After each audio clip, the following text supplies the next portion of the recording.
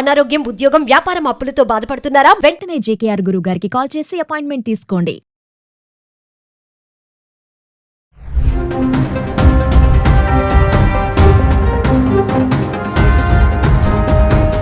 నమస్తే, welcome back to Suman TV. ప్రస్తుతం మనతో పాటు ఉన్నారు ఐఏఎస్ ఆస్పిరెంట్ చిరంజీవి. నమస్తే చిరంజీవి గారు. నమస్తే మేడం. చిరంజీవి గారు, మరి ట్రంప్ చూసుకుంటే గత వారం 25% టారిఫ్ అయితే విధించడం చూసాం మనం. మళ్ళీ ఇప్పుడు ఎక్స్ట్రా 25%, అంటే మొత్తం 50% టారిఫ్ అనేది భారత్ పైన పడింది. ఎందుకు అంటారు ట్రంప్ కి అంత కోపం ఎందుకు మన ఇండియా పైన? అంటే దీని ఇంపాక్ట్ వేటి పైన పడుతుంది అంటే? ఫస్ట్ నుంచి కూడా అమెరికా అనేది ఆధిపత్యం చెలాయిస్తుంటది మన అక్రాస్ ప్రపంచం మీద. సో ఎప్పుడైతే ట్రంప్ అధికారంలో వచ్చాడో తన పెత్తందారితనం చూపిస్తున్నాడు. సో మన ఎందుకు ఎస్పెషల్లీ ఏ టారిఫ్స్ అనే సుంకాలు విధిస్తున్నారు మన ఇండియా మీద అంటే, మన ఇండియా ఏంటంటే అందరితో సమానంగా పోతుంది. సో ఆ నేపథ్యంలో మన ఇండియా ఏం చేస్తుందంటే రష్యా నుంచి క్రూడ్ ఆయిల్ని ఇంపోర్ట్ చేసుకుంటుంది. తనకు నచ్చలేదు. సో అమెరికా అంటుంది ఏంటంటే నువ్వు ఆ రష్యా నుంచి నువ్వు క్రూడ్ ఆయిల్ని కొనుక్కోవద్దు, ఇఫ్ నువ్వు కనుక్కుంటే మేము నీకు మీద టారిఫ్స్ విధిస్తానని చెప్పి ట్రంప్ వార్న్ చేశాడు.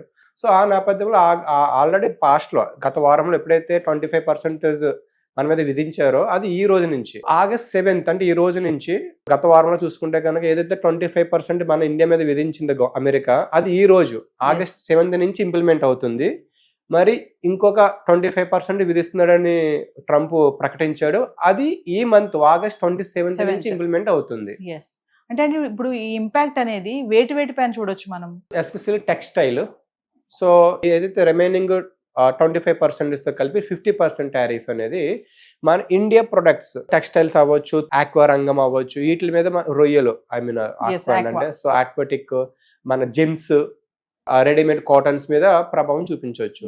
ట్రంప్ తీసుకున్న ఈ నిర్ణయం అండి భారత్, రష్యా, చైనా అంటే ఒక్కటైపోతాయి అంటారా? భారత్, రష్యా, చైనా ఒకటవడం అనేది కష్టమండి. ఎందుకు అంటే మన కంట్రీ డిప్లొమాట్స్ గా ఉంటుంది, అందరితో సమానంగా ఉంటుంది. రష్యా అనేది ఏంటంటే సందర్భం బట్టి మారుతూ ఉంటుంది. కానీ అమెరికా అలా కదా, నా నచ్చిందే చేస్తా, నా మాట మీ వేదం. ఈవెన్ యుఎన్ఎస్ నుంచి కానీ WHO నుంచి కానీ అన్ని నుంచి తను వైదొలుగుతుంది. వై? బికాస్ నేనే రారాజుగా బతకాలి, నేనే రారాజుగా మిమ్మల్ని అందరిని పాలించాలి అనుకుంటుంది. కానీ మన ఇండియా దానికి ఒప్పుకోదు. ఈవెన్ రష్యా యొక్క ఐడియాలజీ వేరు, మన ఐడియాలజీ వేరు, అమెరికా ఐడియాలజీ వేరు. So highly impossible. ట్రంప్ అంటున్నాడు ఇప్పుడు ఏదైతే 20% పెంచారో అదనంగా జరిమానా సుంకాన్ని అంటున్నాడు. దీన్ని అంటే జరిమానా సుంకం అంటే ఈజ్ నథింగ్ బట్ నువ్వు నా మాట వింటే నీకు అన్ని ఫ్రీ, లేదు అంటే నీ జరిమానా విధిస్తాను, ఫైన్ వేస్తా, అంతే, సింపుల్. అంటే ట్రంప్ తీసుకున్న నిర్ణయాలండి క్విక్ డెసిషన్స్ ఉంటాయి. ఎప్పుడైతే ట్రంప్ అధికారంలోకి వచ్చాడో అప్పటి నుంచి చూస్తున్నాం మనము టకటక డెసిషన్స్ తీసుకోవడం, దాన్ని ఇంప్లిమెంట్ చేయడం. అంటే చాలా మంది Trump is a very business person అంటారు, క్విక్ డెసిషన్స్ అంటారు. అంటే తీసుకున్న నిర్ణయాలన్నీ కూడా మేక్ అమెరికా గ్రేట్ అగైన్ అన్నట్టేనా? ఒక అమెరికన్ సిటిజన్స్ కోసమే అంటారా ఇవన్నీ కూడా? ఆబ్వియస్లీ తన అమెరికా మొత్తం ముందులో ఉండాలని చెప్పి తన డెసిజన్ తీసుకుంటున్నాడు. ఫస్ట్ ఎప్పుడైతే అధికారంలో వచ్చినో అప్పటి నుంచి కూడా మేక్ అమెరికా గ్రేట్ అమెరికా అనే ఒక పాలసీతో మావాడు ముందడుగుతూ వెళ్తున్నాడు. సో ఆ నేపథ్యంలో మన ట్రంప్ కూడా క్విక్ గా విత్ ఇన్ సెకండ్స్ లో తీసుకుంటాడు. వెంటనే ప్రపంచం మొత్తాన్ని ఒక సంచలనం క్రియేట్ చేస్తున్నాడు.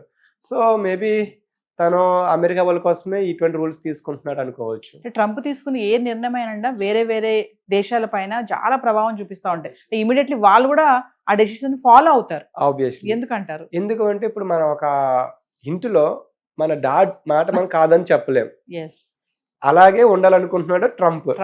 నా మాట వేదం, నా మాట శాసనం, అట్లాగే ఉండాలి, లేదంటే మీకు అందరికి నేను ఇచ్చేయను, మీ మీద టారిఫ్స్ విధిస్తానని చెప్పి ప్రతి ఒక్క కంట్రీకి వార్న్ చేస్తూ ఉంటాడు.